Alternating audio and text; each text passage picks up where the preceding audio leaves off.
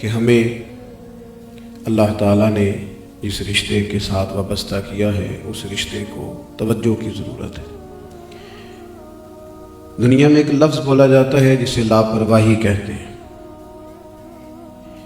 کہ لاپرواہی کرنے والا شخص بعض اوقات اپنے آپ کو کسی کمزوری کی وجہ سے یا کچی سوچ کی وجہ سے اپنے آپ کو وہ خوشی میں محسوس کرتا ہے، لیکن جس سے وہ لاپرواہی کر رہا ہوتا ہے اسے بڑی تکلیف دیتا ہے۔ اور اگر رشتوں کے اندر احساس ختم کر دیا جائے اور لاپرواہی اختیار کر لی جائے تو پھر زندگی میں ساری نعمتوں کے باوجود ذائقے ختم ہونے شروع ہو جاتے ہیں، لطف اٹھتا چلا جاتا ہے، ساری آسانیاں ساری نعمتیں جو اللہ تعالیٰ نے عطا کی ہیں ان سے بھی لوگ بھرپور فائدہ نہیں اٹھا پاتے۔ احساس کی دولت رشتوں کو مضبوط کرتی ہے، احساس کی نعمت رشتوں کے قرب میں اضافہ کرتی ہے، انسان اپنے رشتوں کے لحاظ سے طاقتور ہو جاتا ہے۔ اور اللہ تبارک و تعالیٰ نے جو دین ہمیں عطا فرمایا ہے وہ رشتوں کی مضبوطی کی بات کرتا ہے۔ نبی پاک علیہ الصلوۃ والسلام نے فرمایا میں دنیا میں رشتے جوڑنے کے لیے آیا، اور حضور علیہ الصلوۃ والسلام نے ہر رشتے کی افادیت کا بھی اظہار کیا، حقوق بھی متعین فرمائے، اور جو لوگ ان حقوق کو ادا کریں گے ان کے لیے انعام کا اعلان بھی فرمایا، اور جو کمزوری دکھائیں گے ان کی تعدیب بھی فرمائی، تنبیہ بھی فرمائی۔ لیکن سمجھنے اور غور کرنے کا مقام یہ ہے کہ ہمارا سب سے مضبوط رشتہ کس کے ساتھ؟ تو یاد رکھیے گا ہمارا سب سے مضبوط رشتہ اللہ رسول کے ساتھ ہے صلی اللہ تعالی علیہ وسلم، سب سے مضبوط رشتہ۔ اور اس رشتے کی گہرائی اور گہرائی جو قرآن مجید نے بیان فرمائی ہے، کبھی اس پر غور کیا جائے اور اس پر توجہ دی جائے اور اس کا احساس پیدا کیا جائے۔ ارشاد فرمایا کہ النبی اولیٰ بالمؤمنین من انفسہم، فرمایا یہ نبی کریم علیہ السلام مومنوں کی جانوں سے بھی ان کے زیادہ قریب ہیں۔ اس رشتے کی قربت کو آپ ملاحظہ فرمائیں کہ اللہ تعالیٰ نے فرمایا کہ میرے نبی پاک علیہ السلام تمہاری جانوں سے بھی تمہارے زیادہ قریب ہیں۔ نبی پاک صلی اللہ تعالیٰ علیہ وآلہ وسلم کا امت کے ساتھ کس طرح کا رشتہ ہے؟ تاریخ میں جب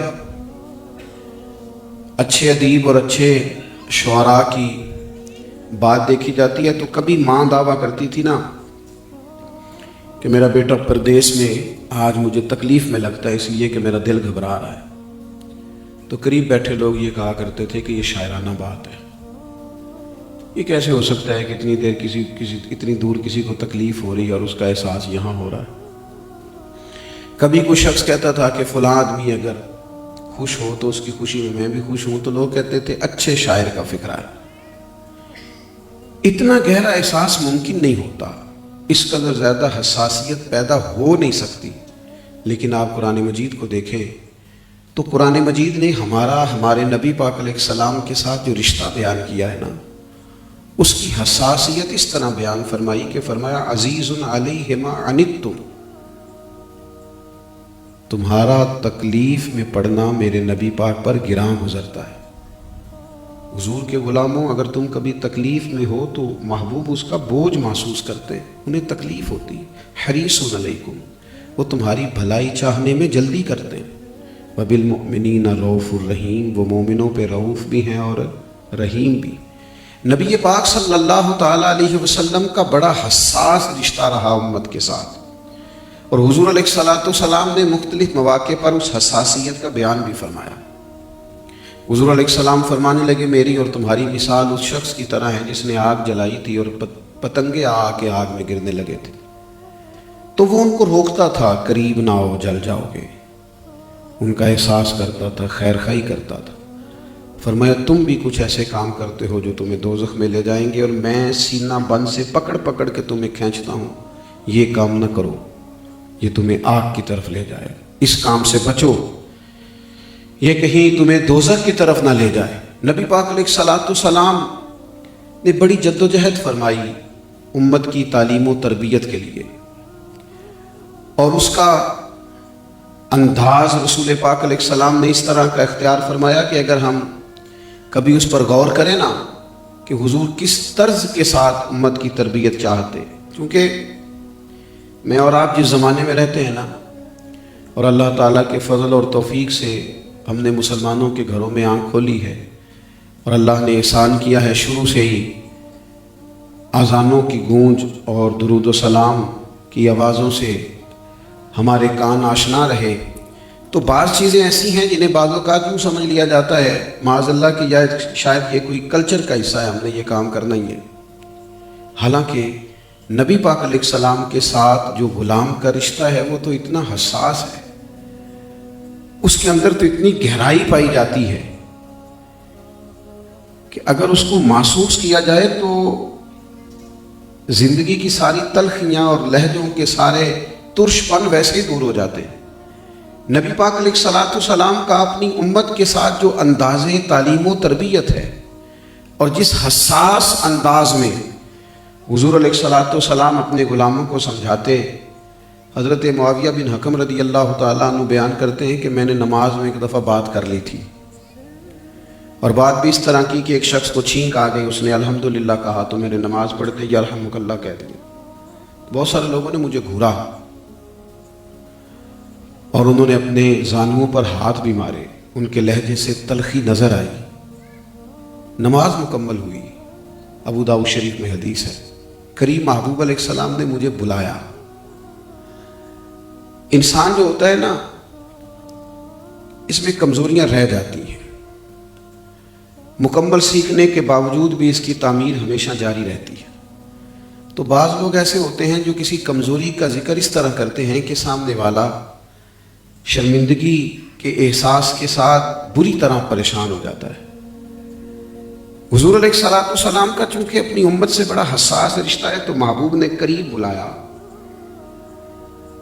فرماتے ہیں حضرت معاویہ بن حکم رضی اللہ تعالیٰ عنہ کہ مجھے اللہ کی قسم میں نے محبوب سے بہتر سمجھانے والا نہ پہلے کبھی دیکھا ہے نہ بعد میں کبھی دیکھا ہے.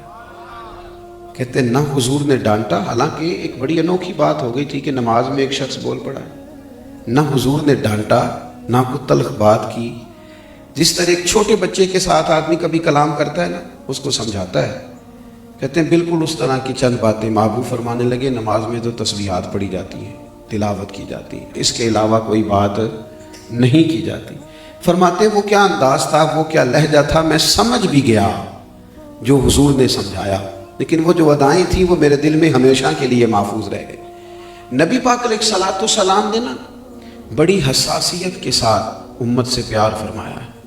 آپ کبھی احادیث مبارکہ کا اور سیرت مقدسہ کا مطالعہ کریں تو ایک ایک چیز کھول کے اور جہاں جہاں ضرورت پڑی وہاں نشاندہی کر کے اور جس جس مقام پر ضرورت پڑی پوری وضاحت کے ساتھ محبوب پاک علیہ السلام نے امت کو سمجھایا. اچھا پھر دو قسم کے لوگ ہوتے ہیں تقریر کرنے والے، واز کہنے والے. ایک میری طرح جو لوگ تقریر کرتے ہیں اور گفتگو کا کوئی سلیقہ رکھتے ہیں تو وہ بہت ساری داد جمع کرتے ہیں زمانے میں. یہ تقریر ہوتی ہے مجموع کی، جمعوں کی، محافل کی. اور خدا نہ خواستہ اللہ تعالیٰ معاف فرمائے اگر کسی کو یہ پتہ چل جائے کہ اس کا اپنا بیٹا بری صحبت میں بیٹھنے لگا ہے، غلط رستے پہ چل نکلا ہے، تو پھر وہ یوں ہی مجموع میں بیٹھ کر تلقین اور واز نہیں کہے گا، بلکہ پھر رنگ بدل جاتا ہے. پھر تو والد جب اپنے بیٹے سے گفتگو کرتا ہے اور ماں جب گفتگو کرتی ہے تو وہ تو پگڑی اتار کے پیروں میں رکھ دیتا ہے اور تڑپتا ہے اور روتا ہے اور کہتا ہے بیٹا میری تو ساری زندگی کی کمائی لے جائے گا تو اگر تو بگڑ گیا. بڑی گزارش کے انداز میں درد سے رو کے، اور جتنی اس کے پاس اس وقت درد کی دولت ہوگی وہ ساری اکٹھی کر کے بیٹے کو سمجھاتا ہے. اور بیٹے نے وعدہ کر لیا ابا جی بھول گیا تھا، غلطی ہو گئی، آئندہ نہیں کروں. والد صاحب آپ معاف کر دیں، اب شکایت کا موقع نہیں ملے گا. پوری تسلی دی ہے بیٹے نے اور پوری امید دلائی ہے اور بڑا پکا وعدہ کیا ہے، لیکن ابا اور اماں ابھی بھی تسلی میں نہیں. بیٹا اپنے کمرے میں چلا گیا اور ان دونوں نے مصلی بچھا لیا اور رو رو کے رب کی بارگاہ میں عرض کیا مالک اسے ہدایت کی روشنی عطا فرما، اے اللہ کرم فرما، رحمت فرما. آپ بات کو سمجھیے گا، بلا مثال و بلا تشبیہ سمجھانے کے لیے عرض کر رہا ہوں. 10 دن حضور نے قیام فرمایا طائف کے اندر. اور یہ والی تبلیغ نہیں ہے کہ میں آیا ہوں تو آپ نے مجھے بڑی نشست بھی دی ہے، اعزاز بھی دیا ہے اور تعریفی کلمات بھی کہے گئے ہیں۔ محبوب نے خود جا کے ایک ایک دروازے پہ دستک دی، اور وہ جو عرب کا رواج تھا، مزاج تھا مہمان نوازی کرنے کا، وہ اس پر بھی پورے نہ اترے۔ انہوں نے جواب میں پتھر مارے۔ 10 دن کے قیام میں سخت آزمائش کے بعد حضور واپس لوٹے تو حضرت زید بن حارثہ رضی اللہ تعالیٰ عنہ مزاج کے لحاظ سے بڑے بردبار تھے، حلیم الطبع تھے، بڑی جلدی چیزوں سے پریشان نہیں ہوتے تھے، لیکن فرماتے میں بھی بری طرح تکلیف میں آ گیا۔ میں نے کہا یا رسول اللہ صلی اللہ علیہ وسلم کرے دعا ان کے لیے، کرے دعا یہ تباہ ہو جائیں۔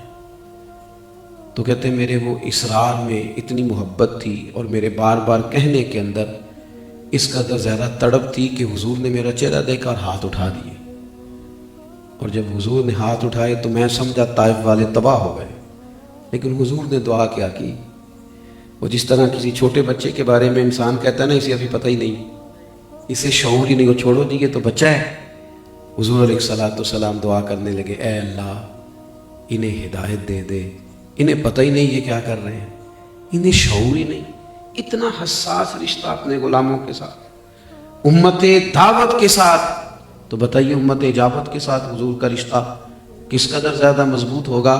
حضرت زید بن حارثہ رضی اللہ تعالیٰ عنہ فرماتے ہیں محبوب کی دعا مکمل ہوئی تو میں عرض گزار ہوا، میں نے کہا یا رسول اللہ صلی اللہ علیہ وسلم ایک بندے نے بھی تو بات نہیں مانی، آپ نے پھر ہدایت کی دعا فرمائی۔ تو یہ حضور کا انداز ہے امیدوں کو مضبوط کرنے کا۔ کریم فرمانے لگے اگر کسی ایک نے بھی نہیں نہ مانی تو تباہی کی دعا پھر بھی نہیں کریں گے، مجھے امید ہے ان کی آنے والی نسلیں مان جائیں گی، اگلی نسلیں مان جائیں گی، امید نہیں توڑی جائے۔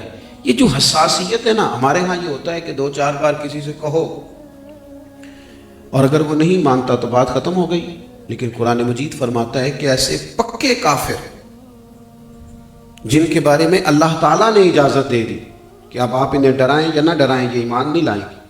ان الذین کفروا سواء علیہم اانذرتہم ام لم تنذرہم لا یؤمنون۔ اے محبوب بے شک جن کی قسمت میں کفر ہے آپ انہیں ڈرائیں نہ ڈرائیں وہ ایمان نہیں لائیں گے، ان پر برابر ہے۔ تو مفسرین کرام نے لکھا ہے نبی کریم علیہ السلام نے اس آیہ کریمہ کے نزول کے بعد جب پوچھا گیا یا رسول اللہ اب کیا کرنا ہے، اللہ نے تو اجازت دے دی ان پر برابر ہے، ڈرائیں نہ ڈرائیں۔ فرمایا رب نے منع نہیں نہ کیا، کہا ہے ڈرائیں یا نہ ڈرائیں تو میں ڈراتا ہی رہوں گا، میں انہیں کہتا ہی رہوں گا، میں سمجھاتا ہی رہوں گا۔ اللہ کے حبیب نے بڑی محبت فرمائی۔ اور پھر یہاں ہی نہیں، حضور علیہ الصلوۃ والسلام نے میدان محشر بھی امت سے محبت کا وعدہ فرمایا۔ حضرت انس بن مالک رضی اللہ تعالیٰ عنہ نے پوچھا یا رسول اللہ صلی اللہ علیہ وسلم قیامت میں کہاں تلاش کروں؟ تو فرمایا حوض کوثر پہ آنا نا، پیاسے لوگ آئیں گے تو میں پانی کے حوض کوثر کے جام بھر بھر کے پلاؤں گا۔ اچھا روٹین میں ایسا نہیں ہوتا، نہ خانقاہوں پہ نہ مدارس میں کہ جو محتمم صاحب ہیں جو پرنسپل صاحب ہیں وہ آنے والوں کو پانی خود پلائیں گے، ایسا تھوڑی ہوتا ہے۔ اس کے لیے تو خدام ہوتے ہیں، اس کے لیے تو کام کرنے والے ہوتے ہیں، اس کے لیے تو نظم ہوتا ہے، تنظیم سازی ہوتی ہے، ڈیوٹیاں ہوتی ہیں۔ لیکن یہاں شارحین حدیث نے لکھا ہے کریم نے یہ نہیں فرمایا کہ انہیں پانی پلایا جائے گا، فرمایا وہ آئیں گے میں خود پانی پلاؤں گا، میں خود انہیں۔ یا رسول اللہ صلی اللہ علیہ وسلم اگر وہاں ملاقات نہ ہوئی، یہ حدیث ترمذی شریف میں موجود ہے، تو محبوب فرمانے لگے پھر میدان عمل پہ آ جانا۔ ہمارے مدارس میں نا اب ایک رواج ہوتا جاتا ہے کہ بچوں کے جو امتحانات ہوتے ہیں نا ان دنوں میں مدرسین عمرے پہ چلے جاتے ہیں، جن کی ڈیوٹیاں نہیں نہ لگتی، تو وہ کہتے ہیں یہ چونکہ اب امتحانات شروع ہو گئے ہم فارغ ہو گئے، عمرے کے لیے چلے جاتے ہیں۔ اور ایسا تو کبھی نہیں ہوتا کہ جس نے امتحان کی تیاری کرائی ہو وہ امتحان گاہ میں بھی ساتھ جائے، یہ کیسے ہوتا ہے؟ بتا دیا تیاری کرا دی، اب آپ جائیں وہاں ایگزامینیشن ہال میں جو لوگ آئیں گے دیکھ لیں گے۔ لیکن یہ دیکھیے حضور کا اپنی امت سے رشتہ، فرمایا انس اگر وہاں ملاقات نہ ہوئی تو میزان عمل پہ آنا، اعمال تول رہے ہوں گے اور میں دعائیں مانگ رہا ہوں گا، وہاں آ جانا۔ یا رسول اللہ صلی اللہ علیہ وسلم وہاں ملاقات نہ ہوئی تو فرمایا پھر پل صراط پہ آ جانا، امت گزر رہی ہوگی اور میں ان کی سلامتی سے گزرنے کی دعائیں مانگ رہا ہوں گا۔ اسی لیے تو اعلیٰ حضرت نے فرمایا رضا اب پل سے وجد کرتے گزریے کہ ہے رب سلم صدائے محمد صلی اللہ علیہ وسلم. تو حساس رشتہ نبی پاک. اب حضور کے غلاموں نے بھی اسے حساس سمجھا, صحابہ نے بھی اسے حساس سمجھا. انہوں نے وہ سارے کمال کر کے دکھائے جو کسی غلام کا طریقہ ہوتا ہے. انہوں نے ان سارے احساسات کا رنگ امت کو سکھایا اور بتایا. مسجد نبوی شریف میں ایک دروازہ ہے, حضور علیہ السلام کے زمانہ مبارکہ میں وہاں سے عورتیں آیا کرتی تھیں. تو حضرت عمر فاروق رضی اللہ تعالیٰ عنہ نے ایک موقع پر منع فرما دیا, فرمایا کہ اب خواتین گھر میں نماز پڑھیں. زمانے میں حالات کچھ ایسے آئے ہیں اور سرکار کا فرمان بھی ہے کہ میری اور میرے خلفائے راشدین کی سنت پر عمل کرو. تو حضرت فاروق اعظم نے خواتین کو روک دیا, فرمایا گھروں میں نماز پڑھا کریں. خواتین اب نہیں آتی, تو چونکہ اس ایک مخصوص دروازے سے خواتین آیا کرتی تھیں, تو نبی پاک علیہ السلام نے مرد حضرات سے کہا کہ آپ اس دروازے سے نہ آئیں, یہاں سے خواتین آتی. اب وہ جو علت تھی, جو وجہ تھی وہاں سے داخل نہ ہونے کی, وہ ختم ہو گئی. حضرت عبداللہ ابن عمر رضی اللہ تعالیٰ عنہ کو وہ دروازہ قریب پڑتا تھا ان کے گھر سے, لیکن وہ ساری زندگی اس دروازے سے گزرے ہی نہیں. ان سے لوگ کہتے جناب آپ یہاں سے گزریے, اب سب گزرنے لگے ہیں. تو فرماتے محبوب نے منع فرمایا کہ وہ ایک وجہ تھی, وہ ایک سبب تھا. آج بہت سارے لوگ بہت ساری گنجائشیں نہیں پیدا کرتے اپنے لیے. بہت سارے لوگ ایسے ہیں ہماری طرح جو رخصتیں تلاش نہیں کرتے پھرتے, گنجائشیں ڈھونڈتے نہیں پھرتے, کوئی نہ کوئی بہانہ بنا کے, کوئی نہ کوئی صورت نکال کے اپنے لیے آسانیاں تلاش نہیں کرتے. کہا وہ ایک وجہ تھی, وہ ایک سبب تھا, وہ ایک صورت بنی, ایک علت تھی کہ یہاں سے خواتین کو آنا جب ختم ہو گئی تو آپ سب آتے ہیں, تو آپ بھی آئیے. فرمانے لگے تم بھی ٹھیک کہہ رہے ہو, تمہاری بات کا انکار نہیں کرتا, پر میں نے محبوب کو خود کہتے ہوئے سنا ہے نا جب سے کہ یہاں سے نہیں آنا, تم سارے گزرو, مجھے اعتراض نہیں, مجھے نہیں گزرنا, میرے محبوب نے منع فرمایا. وہ حساسیت, وہ خوبصورتی محبت کی. آپ کو پتہ ہے انسان کے سینے میں جو دل ہوتا ہے نا, اس میں ہر وقت کسی نہ کسی چیز کی چاہت ہوتی ہے. اور اللہ تعالیٰ نے انسان کے وجود میں بہت ساری چیزیں دو دو بنائی ہیں, دل ایک ہی بنایا ہے. ہر وقت دل میں کسی نہ کسی چیز کی چاہت رہتی ہے, کچھ نہ کچھ دھڑکنوں میں موجود رہتا ہے. جو لوگ مال کے حریص نہیں ہوتے, الا ماشاءاللہ ان کو کبھی کبھی شہرت کا شوق ہو جاتا ہے, اور اللہ تعالیٰ اگر یہاں سے بچا لے تو بعض لوگوں کو خوشامد کا شوق ہو جاتا ہے, تعریفیں سننا بڑا اچھا لگتا ہے, کچھ نہ کچھ دل میں رہتا ہی ہے.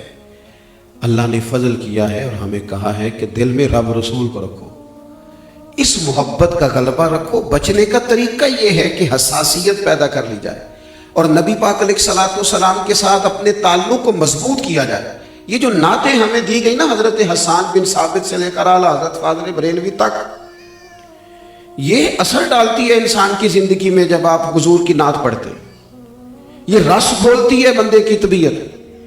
یہ آپ دیکھیں نا, جو چیز رات کو بندہ سنتے سنتے سوتا ہے, خوابیں بھی اسی کی دیکھتا ہے.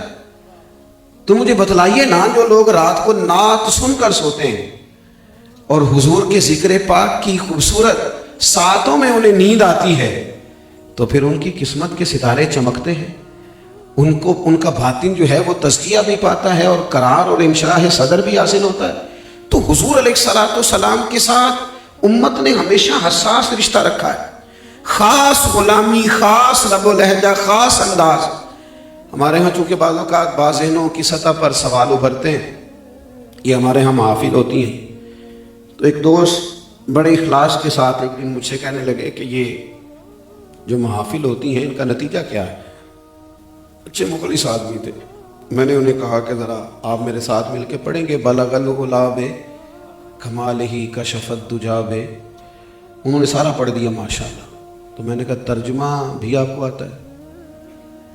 کہنے لگے وہ تو نہیں آتا. میں نے کہا یاد ہوئی ہے نا؟ کہنے لگے یاد بھی ہوئی ہے اور مزہ بھی بڑا آتا ہے. میں نے کہا یہ محفل میلاد کا ہی کمال ہے, کوئی یاد بھی ہو گئی ہے, لطف بھی دے رہی ہے, سکون بھی دے رہی ہے.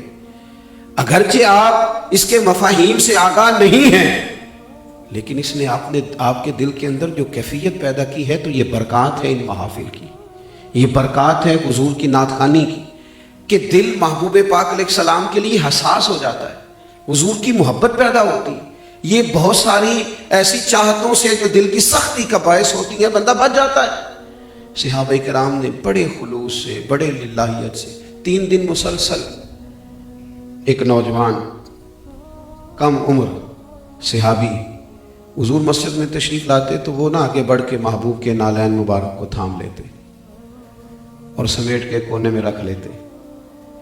حضور تشریف لے جاتے، نماز کی تکمیل کے بعد واپس تشریف لاتے تو وہ محبوب کے نالین مبارک کو بڑھا کے محبوب کے قدموں کے قریب رکھتے، حضور پہنتے، تشریف لے جاتے۔ 1 دن بھی یہ ہوا، 2 دن بھی ہوا، تیسرے دن محبوب کریم نے پوچھا آپ کو کسی نے کہا ہے یہ کام کرنے کے لیے؟ حضور جانتے ہیں، تصدیق کے لیے پوچھ رہے، کسی نے کہا ہے؟ عرض کی حضور نہیں۔ فرمایا کس طرح خیال آیا؟ عرض کی یا رسول اللہ صلی اللہ علیہ وسلم مجھے آپ سے بڑی محبت ہے۔ حضور اس محبت نے نا یہ رستہ مجھے دیا ہے کہ میں آپ کے نالین مبارک تھاموں اور پھر رکھوں۔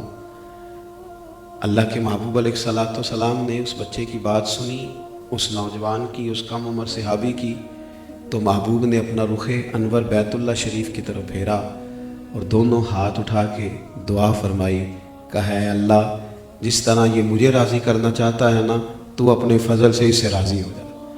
اللہ اس سے راضی۔ یہ جو حساسیت ہے نا، میں آپ سے عرض کروں مصروفیات دن بدن بڑھتی جا رہی ہیں لوگوں کی، اور بعض ایسی چیزوں میں بھی ہم مصروف ہیں جو بہرحال ہمارے اہم کاموں کو متاثر کر رہی ہیں۔ ضرورت اس امر کی ہے کہ اپنا رشتہ حضور کی نعت کے ساتھ مضبوط کیا جائے۔